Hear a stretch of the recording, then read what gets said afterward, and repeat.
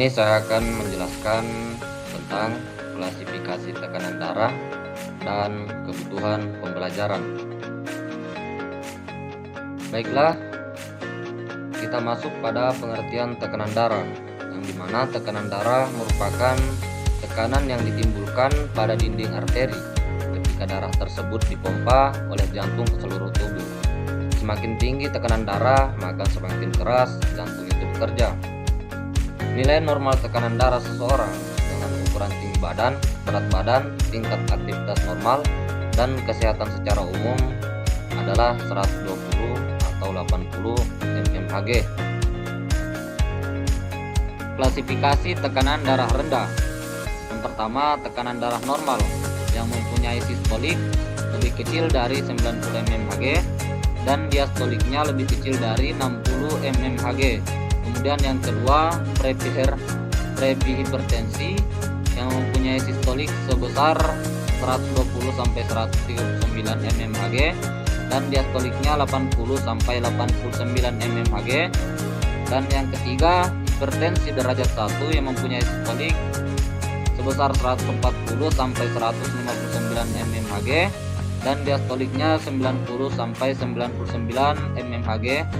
Dan yang keempat, hipertensi derajat 2 yang mempunyai sistolik lebih besar dari 160 mmHg dan mempunyai diastolik sebesar 100 mmHg. Kemudian yang terakhir, hipotensi atau tekanan darah rendah yang mempunyai sistolik lebih kecil dari 120 mmHg dan diastoliknya lebih kecil dari 80 mmHg. Kemudian kita masuk pada pengukuran tekanan darah, di mana tekanan darah diukur dengan menggunakan tensimeter atau biasa disebut dengan sphygmomanometer atau blood pressure monitor, di mana hasil pengukuran tekanan darah berupa dua angka yang menunjukkan tekanan sistolik dan tekanan diastolik. Contohnya tekanan darah 120 atau 80, yang dimana angka yang di atas menunjukkan tekanan darah sistolik, yaitu tekanan darah di arteri saat jantung berdenyut atau berkontraksi memompa darah melalui pembuluh tersebut. Dan angka yang di bawah menunjukkan tekanan diastolik, yaitu tekanan di arteri saat jantung berelaksasi di antara dua denyutan atau kontraksi. Baiklah, kita masuk pada jenis tensimeter, yang dimana jenis tensimeter terbagi menjadi dua, yaitu tensimeter digital dan yang kedua tensimeter manual. Baiklah, yang pertama adalah tensimeter digital, yang dimana tensimeter digital merupakan alat tensimeter yang lebih mudah digunakan dibandingkan tensimeter manual, di mana alat ini dapat memberikan nilai hasil pengukuran tanpa harus mendengarkan bunyi aliran darah atau bunyi prok-prok, dan hasil pengukuran dapat dilihat pada layar. Kemudian yang kedua, tensimeter manual, yang dimana tensimeter manual dibedakan menjadi dua, yaitu tensimeter aneroid dan tensimeter raksa, yang dimana cara menggunakannya juga sama cara penggunaannya.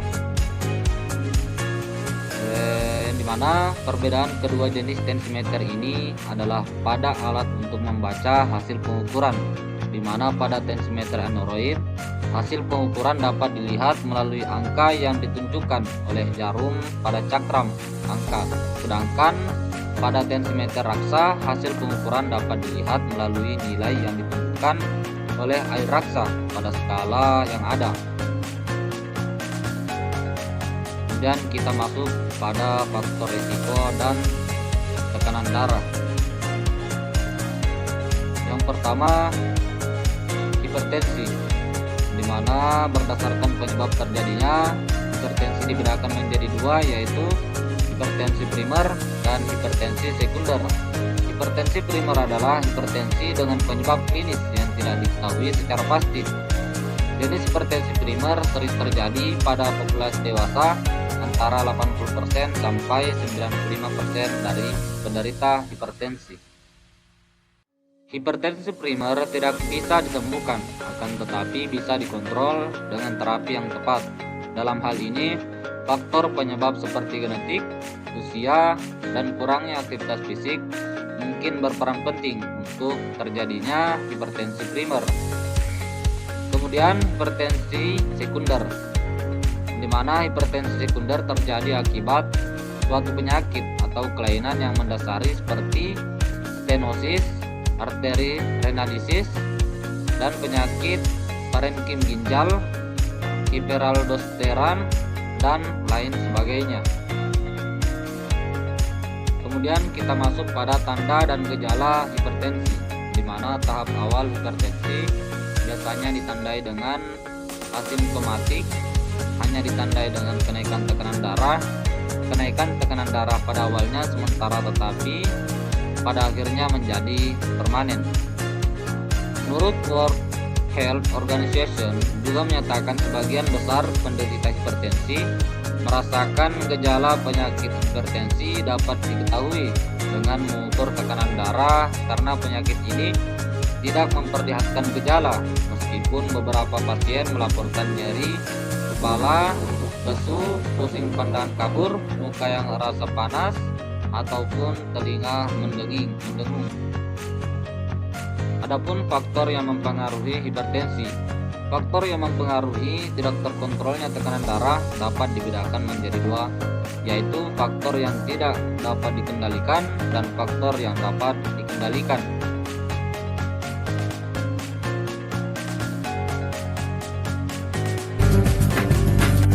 Sobat Sehat, tentu pernah mendengar tentang hipertensi atau tekanan darah tinggi.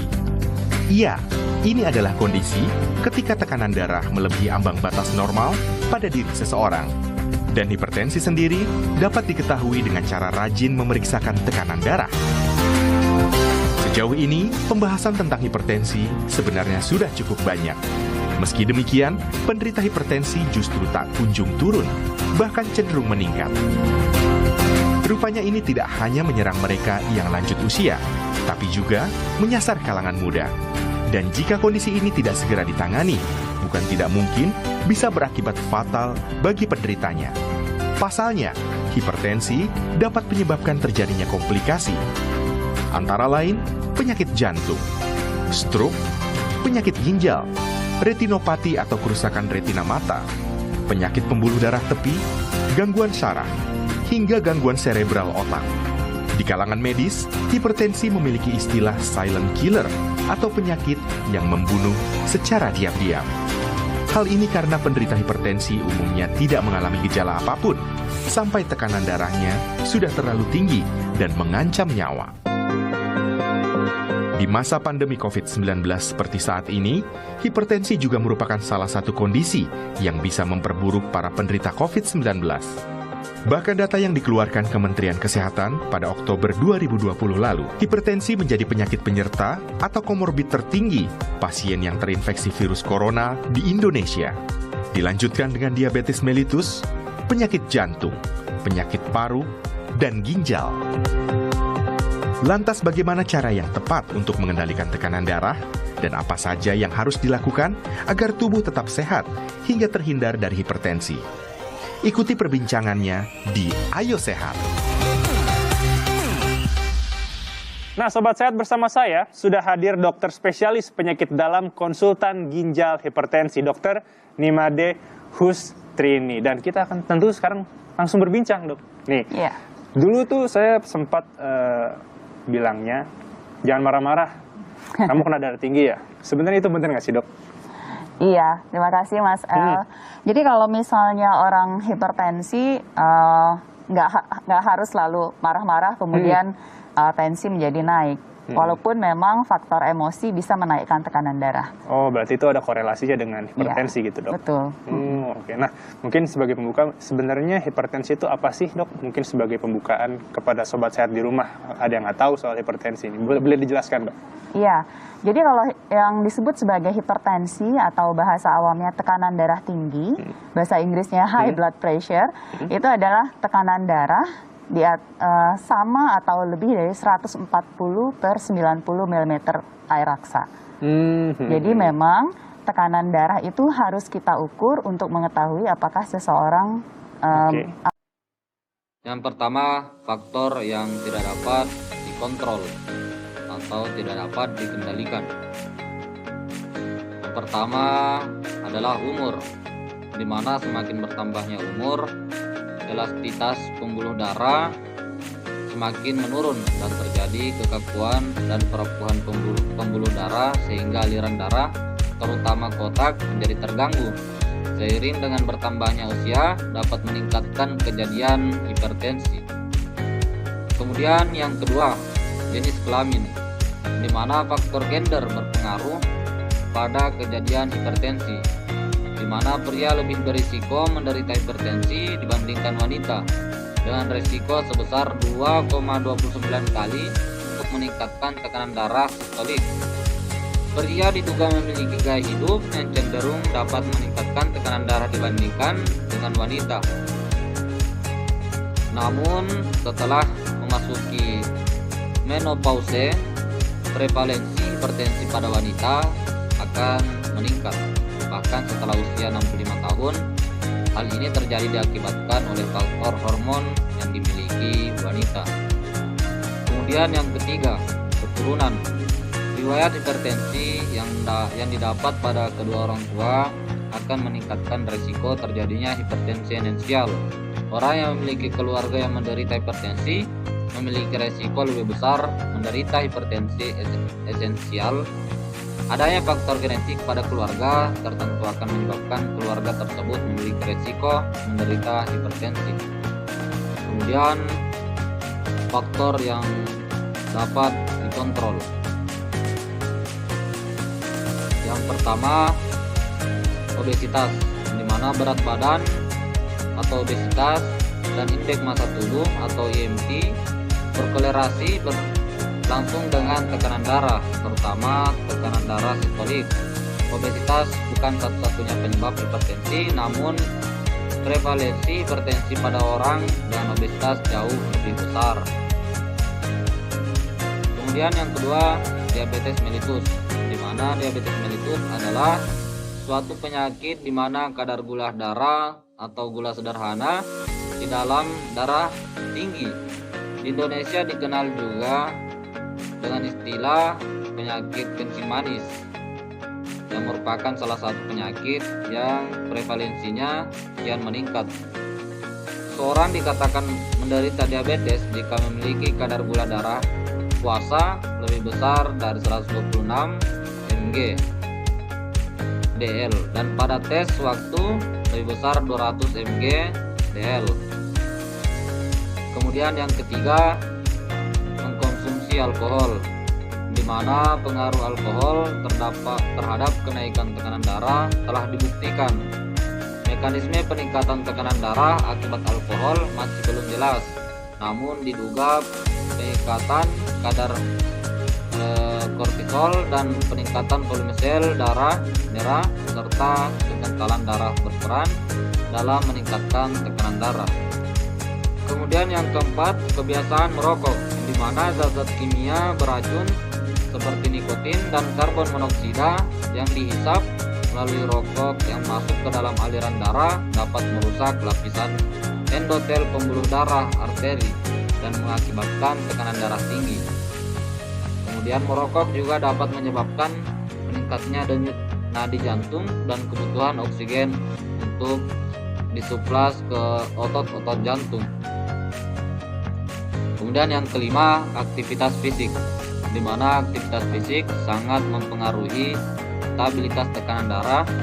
Pada orang yang tidak aktif melakukan kegiatan fisik cenderung akan mempunyai frekuensi 17 denyut jantung yang lebih tinggi. Hal tersebut mengakibatkan otot jantung bekerja lebih keras pada setiap kontraksi. Kemudian hipotensi atau tekanan darah rendah, di mana tekanan darah rendah atau hipotensi adalah kondisi di mana tekanan darah berada di bawah batas normal secara umum. Hipotensi didefinisikan sebagai tekanan darah kurang dari 90 atau 60 mmHg. Adapun jenis-jenis hipotensi.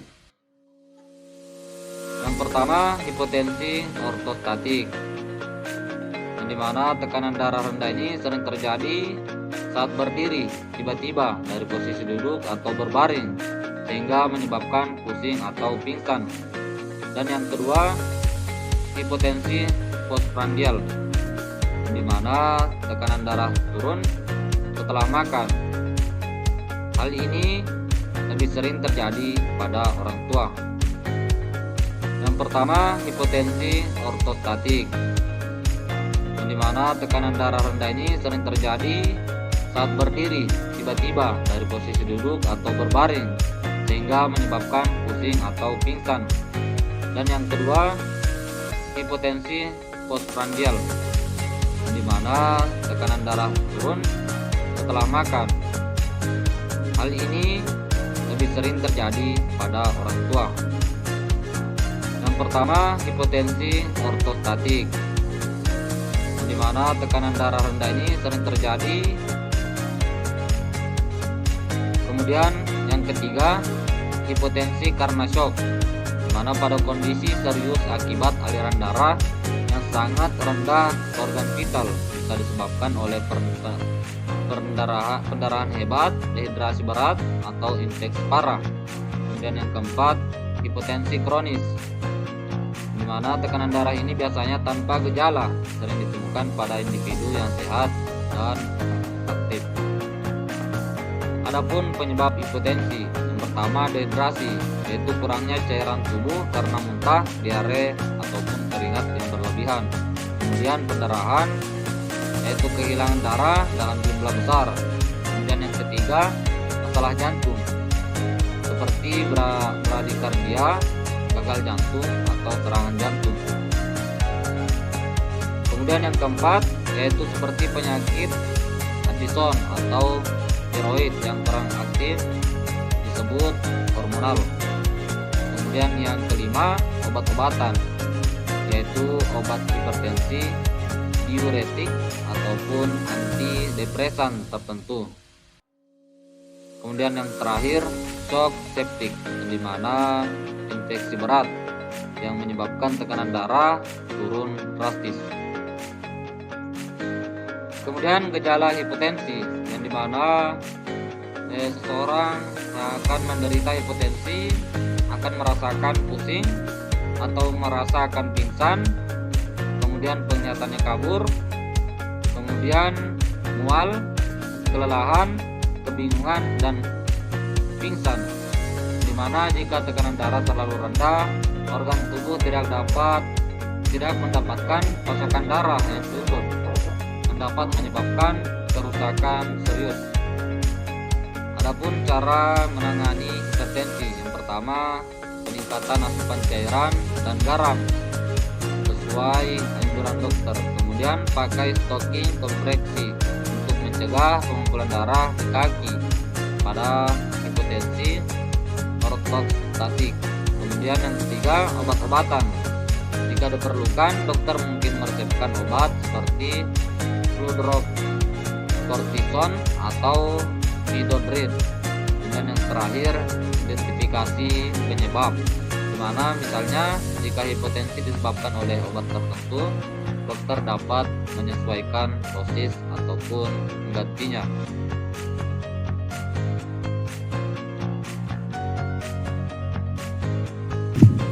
Ketika jantung memompa darah ke seluruh tubuh, darah akan melewati aorta, dan di aorta terdapat reseptor atau sensor yang bernama baroreseptor yang berfungsi untuk mendeteksi tekanan darah. Gawat, tekanan darah menyentuh angka 90/60. Ini udah di bawah standar. Aku harus segera melaporkannya ke otak. Bagian yang diberi tanda disebut nukleus tractus solitarius atau bisa disingkat NTS. Sinyal dari baroreseptor akan diterima oleh NTS. Sinyal dari baroreseptor, aku harus segera sampaikan ke mereka bertiga.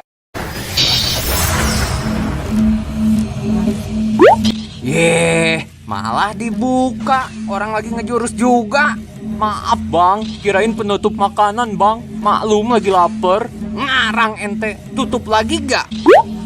Si abang mah gak rame. Serah lu ah. Ceritanya mereka bertiga yang berperan ketika terjadi tekanan darah rendah. Yang paling kiri ceritanya cardiac center, yang tengah vasomotor center, yang kanan cardiac inhibitory center. Bro, sepertinya tekanan darah si bos rendah. Iya bro, yuk kita mulai action. Oke bro, siap. Inhibitor, kamu berhenti kerja dulu ya. Aku sama vasomotor mau action. Siap bro. Biar penjelasannya enak, aku duluan ya bro. Oke, lanjut bro. Wahai pembuluh darah, menyempitlah. Vasomotor center bertugas untuk mempersempit pembuluh darah atau disebut vasokonstriksi. Bro, pekerjaan aku udah selesai dijelasin. Sekarang giliran kamu, bro. Siap, bro. Aku mulai sekarang ya. Wahai jantung, berdetaklah lebih kencang. Cardiac center akan mengirimkan perintah ke jantung dan juga kelenjar adrenal melalui sumsum tulang belakang bagian torakal. Sepertinya aku harus berdetak lebih kencang. Meningkatnya detak jantung dan vasokonstriksi akan meningkatkan tekanan darah. Itulah sistem canggih dalam tubuh yang terjadi ketika tekanan darah menurun. Next time kita bahas organ lain yang berperan dalam membantu meningkatkan tekanan darah ya.